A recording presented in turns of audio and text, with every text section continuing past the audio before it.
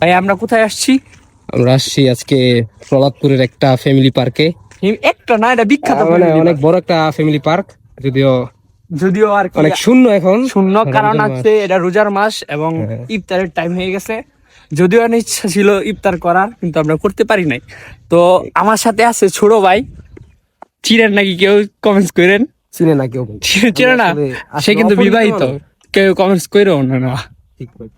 ওই যে আমাদের প্রাণপ্রিয় ছোট ভাই, কিছুদিনের মধ্যে ওরও বিয়া খাওয়ার জন্য আপনারা রেডি হয়ে থাকেন। বড় ভাই ভাই, বড় ভাই হইতে খাওয়াইবো। ও আচ্ছা আচ্ছা, বড় ভাই। আমাদের কইছে। বড় ভাই, আসসালামু আলাইকুম বড় ভাই। আরে সৈকত ভাই, ভালো আছেন ভাই? ও আচ্ছা আচ্ছা ভাই। ভাই আজকে একটু পরে কথা বলতেছি তোমার সাথে। যাই হোক, ভিউটা দেখেন, অস্থির সুন্দর।